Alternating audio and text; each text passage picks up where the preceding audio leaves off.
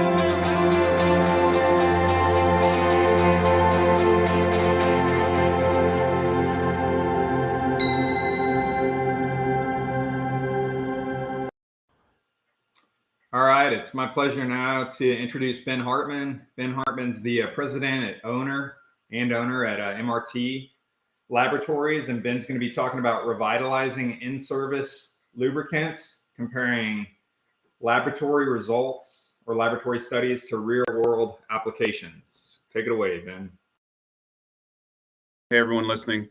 Thank you in advance for listening. I got a short but impactful presentation that I hope you like.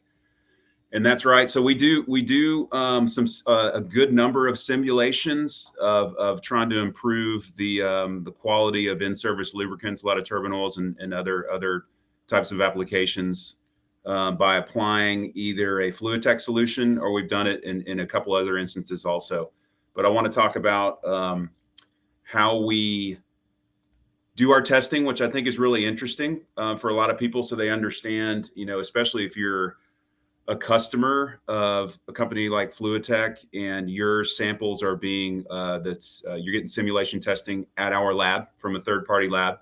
And then I want to talk about what we look for that defines success in the lab and what defines success in the field.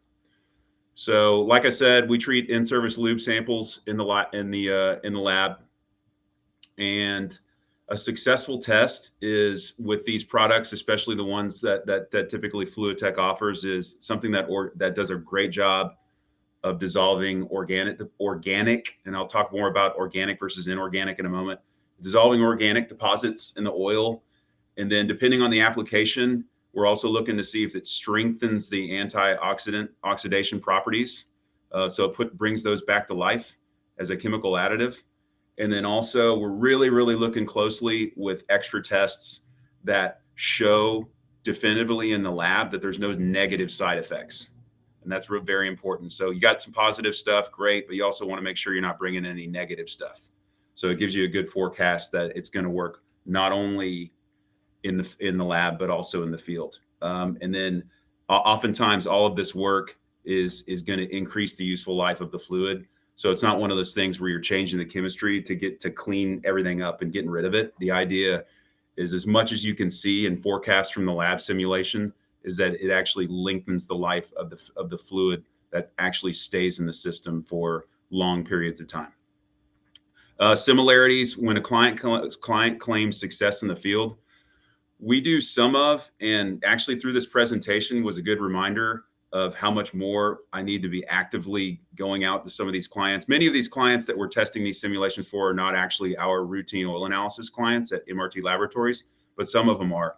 But it's always super, important to see a year, 2 years, 3 years, 5 years. It is a fluid that has one of these additives that we tested in the lab. Is it still in service? Is it still working? So I have a couple of case studies that we're going to hit right after that of ones that are, they worked in the lab, also worked well over time in the field. But on the client's perspective, we want to look for follow-up oil analysis that looks great over time. And then more specifically, we're looking for examples where usually the problem is either increased temperatures, bearing locations, or vibration?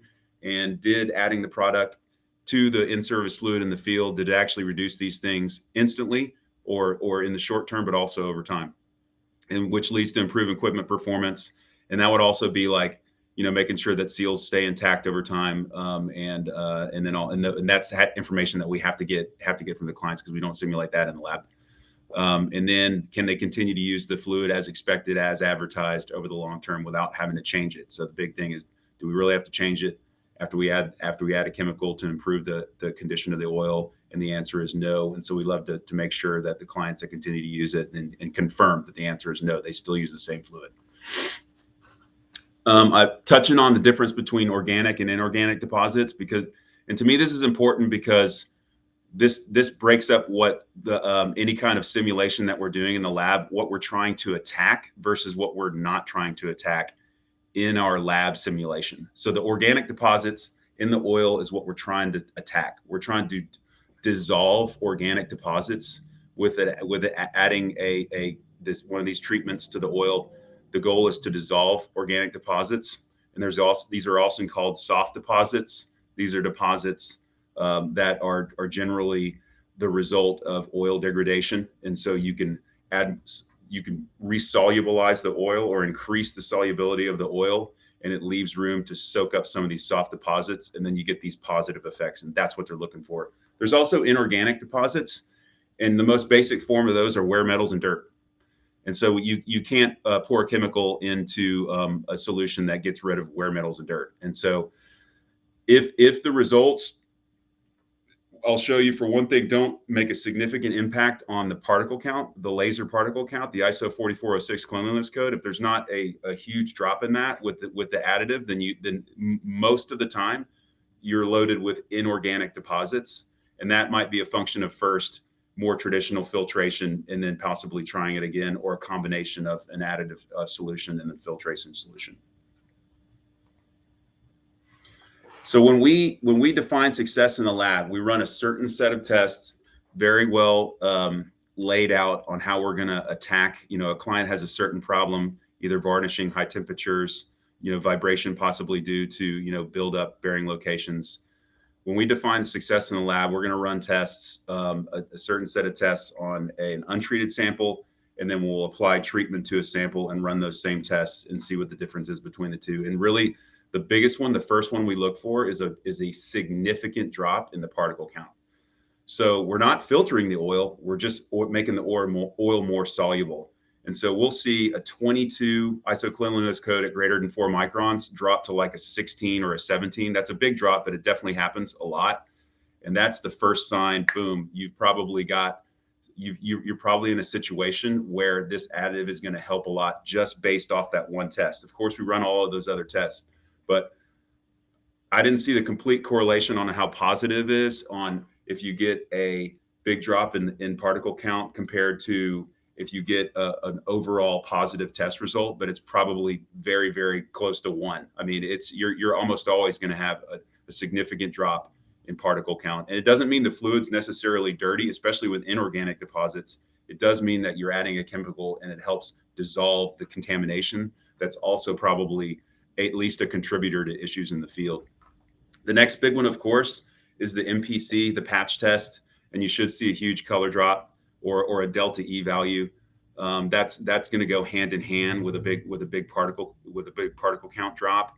But you can see MPCs. You guys are probably all familiar with the way you rank the system, rank the test results. 0 is no varnishing potential. 100 is the top score. That's just super elevated varnishing potential in the oil. Rarely we get a number like that, but sometimes really, really high, very abnormal test results for an MPC would be like a 50. And so if the lab simulation is going to work, you're going to drop a 50 MPC delta E on the untreated sample to sometimes you see something that drops under like a 10. And so it's to be frank, this is one of the most exciting parts of our job in the lab business, right? When you know that you're making a difference on this simulation and you're giving the client the opportunity to apply a solution like this in the field, it's exciting. It's exciting to see the big test results in varnish potential drop in the oil. And then also if you're adding a solution that increases the antioxidant life, you see remaining antioxidants go from very, very low to significantly higher, which is also awesome. And then super important, the third thing on this list of how do we define success when we're doing the simulation is that the viscosity still remains within that 10% range of new oil viscosity. So you're adding a product at a certain treat rate to the oil that's not necessarily the exact same viscosity as the oil itself. So you just want to make sure that when you add that product to the oil, you can forecast that it's going to change the viscosity by this much. In certain oils, 32s, 46s, ISO-VG 32s, 46s, you're not going to really change the viscosity that much unless you do a significant percentage of chemical in it. But you always just want to make sure that that's a big test, of course, because viscosity is still traditionally the most important oil analysis test. And then, the fourth one on the list is maintain a normal and unchanged elemental profile. So that means on the surface, that means you look at your results of your elements in elemental spectroscopy, ICP, rotary emission spectroscopy, and there really shouldn't be any change because you're not putting a chemical in. If you are putting a chemical in, especially that has a detergent in it, there will be a significant change in that result. But you want to prove through an unchanged elemental profile that you're not adding something to the oil that's changing the way the oil's supposed to function in lubrication, separate from water, especially its anti-foaming capabilities. You shouldn't be changing something like that. So you add in other tests that can prove to the client in the stipulation that there's by no means any expectation that you're changing the lubricating properties of the oil in the system. More detail to that is passing water separability and foaming. So we like to do that as much as possible. Some clients will know that they understand the chemistry of any additive that we're applying and they already know it's not going to make an effect. Others don't, but it's always great to reassure them that in the lab, we see no expectations that that's going to negatively affect the oil. It's going to be positive effects. Okay, I got 3 case studies. And let me look at my time. So I'm pretty good on time. This is a little bit more detailed. So I only have 2 slides left, but I went through and found 3 customers. We did simulations before, for the most part, a certain period of time ago, because what I was trying to get is success in the lab and then get as much information as we could about success in the field. So I've broken these in. If I click, I should focus around one of these first 3. Let's see. Let me turn off the laser. Yeah, okay.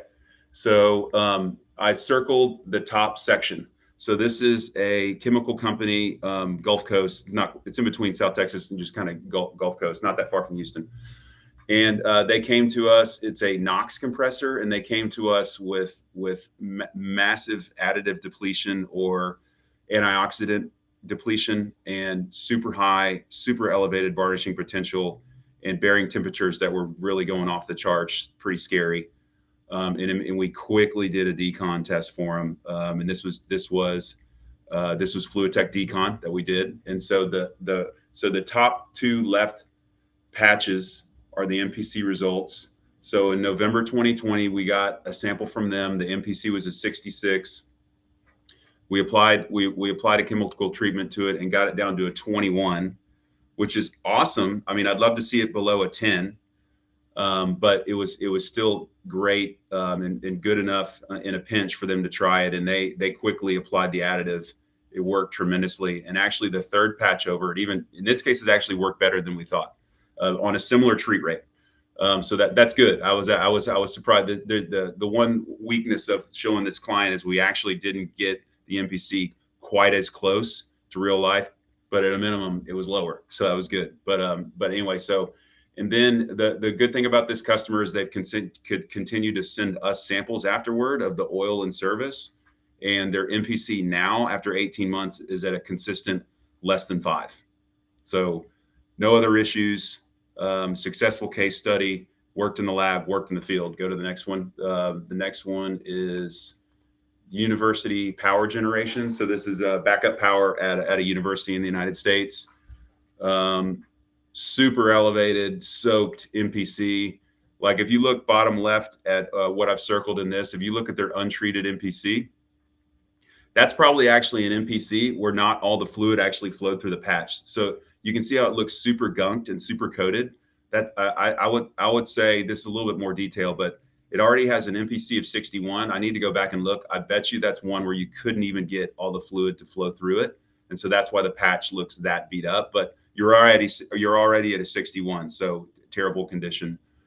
This is an application of the product called Boost AO that FluidTech sells at a 3% rate, and it dropped the MPC from a 61 to a 7. And also the Boost part increased antioxidants. So not only an MPC drop, but also an antioxidant boost.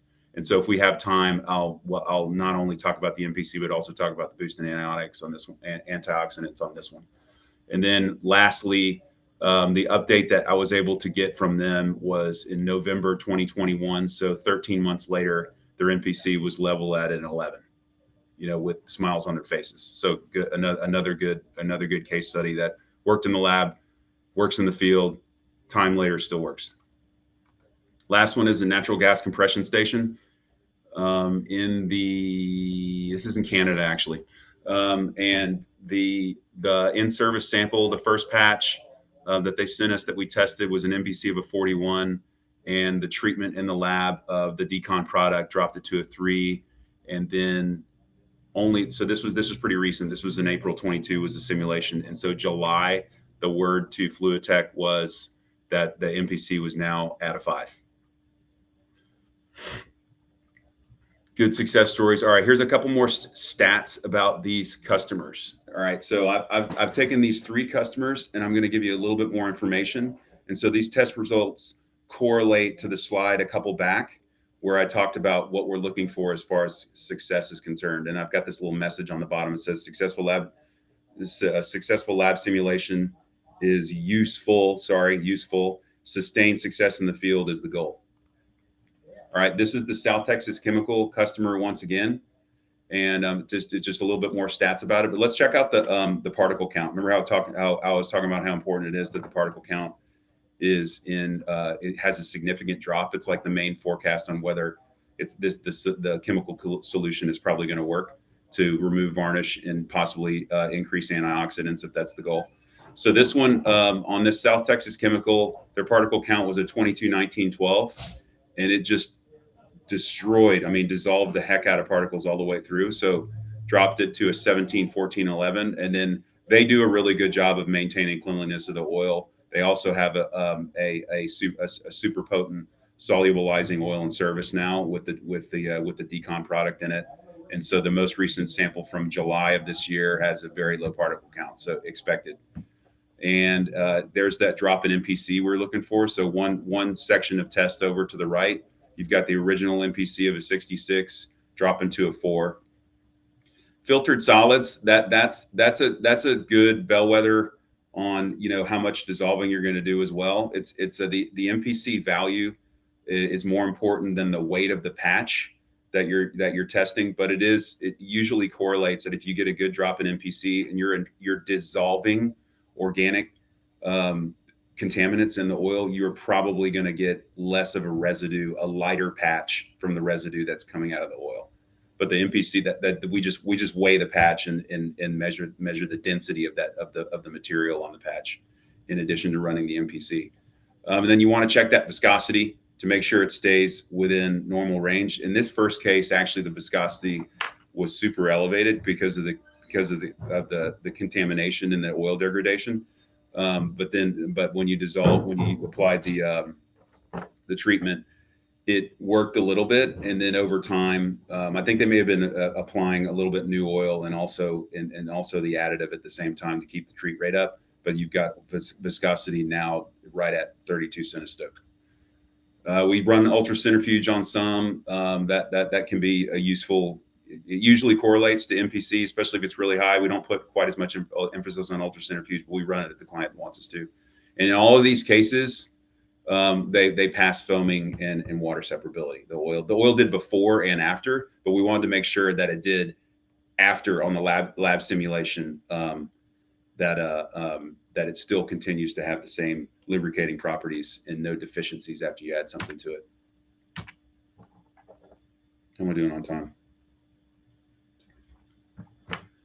And the next client, University Power Gen, you can probably kind of see the pattern that I've got here, so I won't spend too much time on it. But let's look again at the particle count on this second box section on the University Power Gen. So they had a 22 at greater than 4, a 20 at greater 6, and then a 14 at greater than 14. And so that had a significant drop to a 19, 17, 13. And that's almost instant. I mean, we have a certain technique that we use to make sure that we get a good mix of the chemical into the fluid in the lab. But really, even without, you can basically almost apply it and try it again. It's just like that. But it gets better. It gets better over time, usually, especially when you make sure it's just thoroughly mixed. The MPC, substantial drop from a 61 to a 7.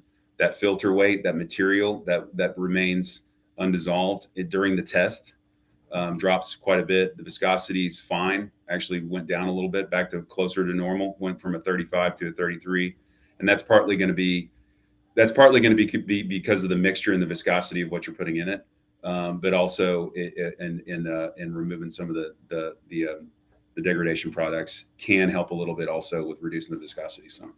In this case, there was an attempt to increase additives. This was the boost product they were using, and they did. The amines, the active amines in the oil went from 22% of the original oil to 57%. So you get from abnormal up to normal. It got a little phenols too, which is, I'd love to see another sample from them, because usually you're not on these solutions that you're usually not adding phenols, but it did register 6% phenols where it was 0. And that ultracentrifuge this was a good one where it really worked real well. And then the oil condition at the end on the foaming and the water servability stayed the same. Last one, just emphasizing these success cases before and after, was this natural gas compression station with the circulating oil in it and premium circulating oil in it. Big drop in particle count, big drop in MPC, viscosity is fine, and other oil condition tests are a pass. So that actually covers everything I was going to say, just reemphasizing what we look for in our simulation tests in the lab. Very structured process, know exactly what we're looking for every time. And so the results come from our lab back to our customers to show them, in the most efficient way that it looks like this is going to be a success if this is tried in the field. And then we try to continue to get more information from the field afterwards over time to ensure that it was actually a long-term solution. So thanks very much for listening. I'm on the line. I haven't done this before, but I think I'm in a position where if anyone wants to ask questions, I will answer questions. I will, and thank you very much for listening to me.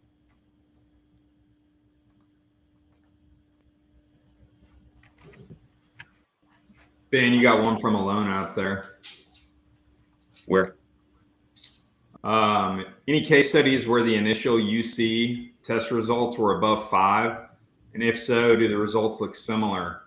Do those cases call for a higher treatment rate?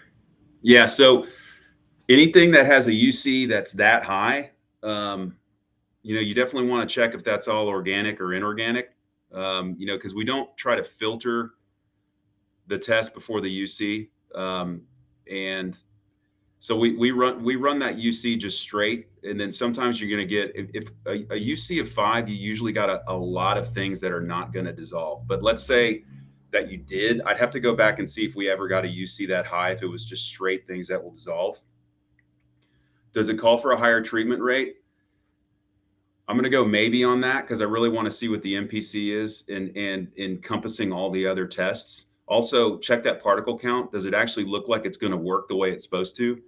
And do you get a significant drop in other tests? So I would say about 10% of the time we'll start with like a 3% treat rate, and our client will ask for a higher treat rate. And some of the time that makes a bigger difference. So maybe you in this case, hypothetically, if you had a UC of 5 and it dropped to a 2, if you bumped up the percentage of the treatment, can you get it down to a 1? Maybe, but I don't have we definitely try it. So it's definitely out there and possible. Just want to make sure what you're trying to dissolve in the treatment and whether adding more of the chemical works. Also, sometimes that you'll get to the point where that can drop the viscosity out of range, so it becomes not the treatment that you would use by itself, but there might be something else in the field, like some type of filtration, ESP filter, something like that you would use in addition to a chemical treatment. You had one other one during the presentation that you answered, but if you want to go over it for him, I'm sure he'd appreciate it. It's from Kevin Albert. He asks, what is the treat rate of decon versus the in-service lubricant? Well, we always start, unless specifically informed by our client, we always start at a 3%. And so that's by weight. And so you actually can get a slightly different percentage in the field, because usually that's done by volume, but they're typically going to go, if we do 3% by weight in the lab, they're usually trying to hit 3% by volume in the field. And yes, there is a little bit of difference. Usually it works to your benefit. And so that is sometimes where you actually get, if we get different results, typically in the field and in the lab, frankly, it's usually better in the field. And I think that's sometimes because maybe they're topping it off with a little bit more than we actually used in the lab, but you're generally trying to match it. And but it's 3% is the big one. But I know that's a good question for James or the other fluid tech people in this case, on whether they go higher than that. I think they do sometimes, and we do sometimes, and they're always trying to match what we did in the simulation with what they do in the field.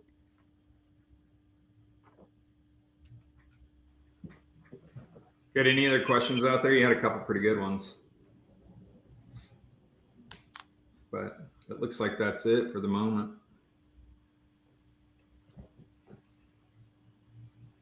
Here's another one from Kevin Albert. He asked, in the second case study, why Boost AO was selected over the Decon product. Fantastic. So great question. It's just a function of what they're trying to attack. Like, for example, in our simulation testing nowadays, we do a lot more for fluid tech. We do a lot more of Decon AO, which you'd have to ask the fluid tech people the difference between Decon AO and Boost. But the idea is that you not only get increased solubility, but you also get antioxidant enhancement. And so that in that case, their client knew that they wanted to test whether they could increase the antioxidant protection of the oil, probably because they wanted to keep using it for a lot longer, and they didn't only want to use it to just try to reduce varnish. And then also that's going to depend a little bit more on what the oil is, and we don't make those calls like Fluid Tech and their team, or another client and their team. They're going to be looking at the solution that they want to try. But if you're going to use the one that has antioxidant enhancement, it's because you're going to be looking for a longer term use of the product after applying the additive.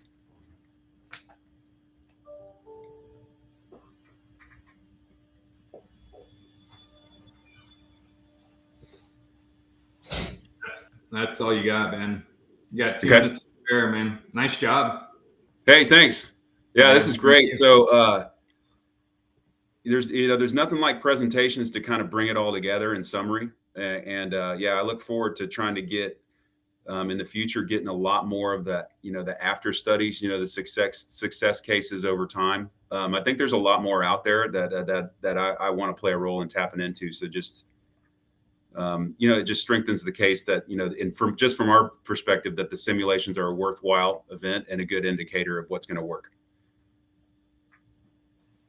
Yeah, Richard Wurzbach made a really good point. He said it's great to see this work with laboratories that are working directly to help the customer solve problems rather than just churning out sample results. Yeah, thanks, Rich. Couldn't agree more.